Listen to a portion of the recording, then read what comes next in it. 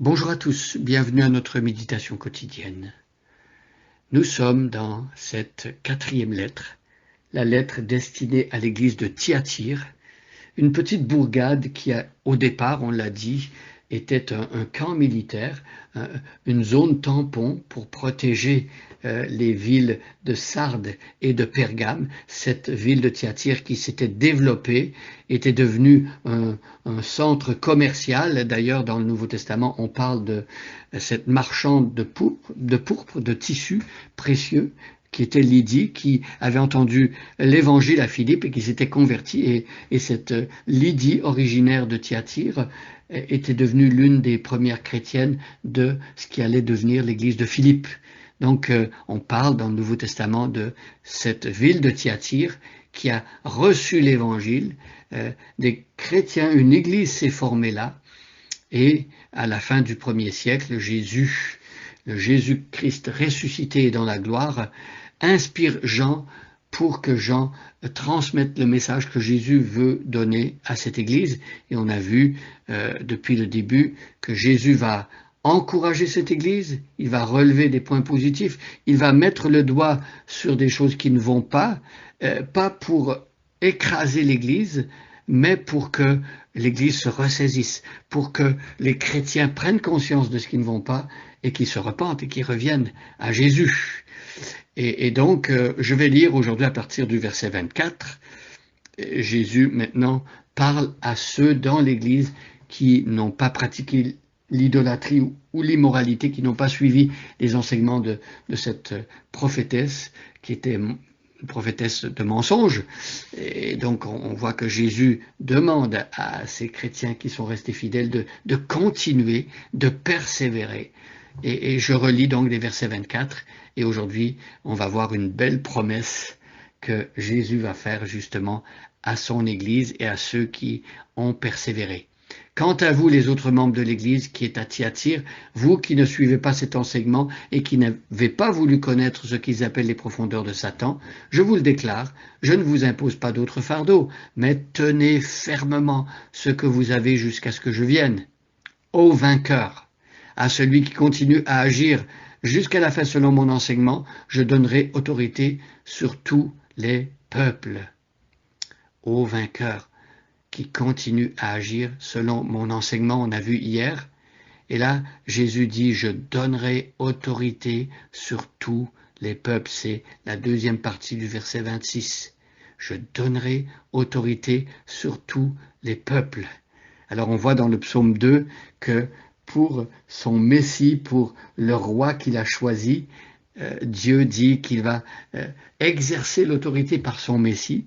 Et ici, on comprend que le Messie va partager son autorité avec son Église. Et c'est ce qu'on voit dans l'Épître aux Romains. L'Épître aux Romains qui fait écho au protévangile à Genèse chapitre 3 verset 15 où Dieu promet à Adam et Ève qui ont péché qu'un jour la descendance d'Ève viendra et elle va écraser la tête du serpent. Dans Romains, c'est écrit que l'Église, avec Jésus, écrasera bientôt Satan sous ses pieds. Donc, vous voyez, Jésus nous fait participer à sa victoire. Et donc, c'est très encourageant. Nous avons l'autorité de Jésus en tant que chrétiens. C'est au nom de Jésus que nous agissons. Et ce n'est pas notre autorité à nous, bien sûr.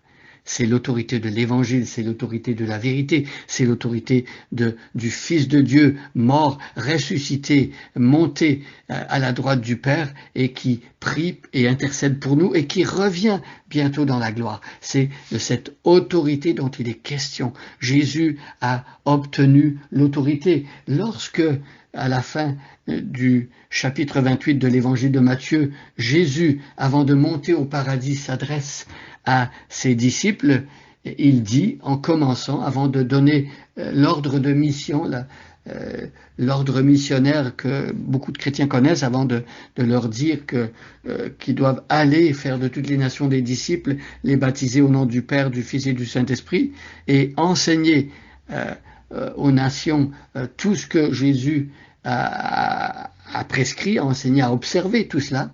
Jésus, avant de donner cet ordre-là, il va dire tout pouvoir, toute autorité m'a été donnée dans les cieux, sur la terre et sous la terre. Comment pouvons-nous aller au nom de Jésus, enseigner la bonne nouvelle partout où nous sommes? Par quelle autorité pouvons-nous faire cela? Eh bien, on voit dans le livre des Actes des Apôtres, quand les apôtres, donc Pierre et Jean, et les autres ensuite, lorsqu'ils se sont mis à prêcher l'Évangile, il y a eu des miracles, il y a eu des conversions. La ville de Jérusalem a été mise sans dessous par l'enseignement des apôtres, et donc les chefs religieux ont posé la question aux apôtres, par quelle autorité faites-vous cela? Eh bien, Pierre a dit très clairement, c'est par l'autorité du Christ. Mes amis, l'enseignement de l'Évangile est un enseignement d'autorité. Il y a une puissance dans cette parole de Jésus, une puissance qui transforme les vies. Alors, on ne doit pas craindre d'annoncer ce message glorieux.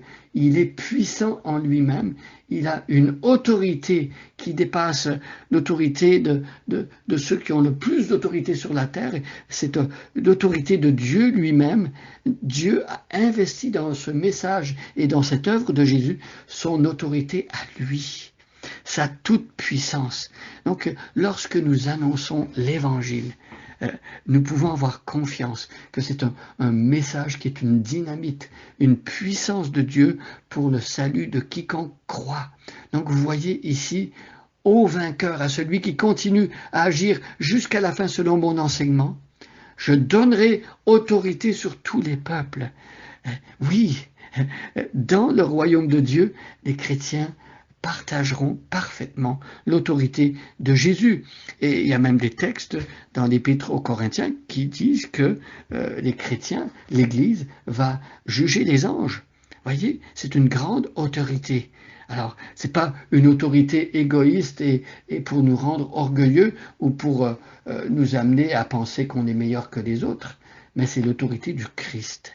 C'est l'autorité du Christ qui est bon, qui est vrai et qui juge toujours avec justice et parfaitement. Bonne journée à chacun et à chacune, et soyez bénis.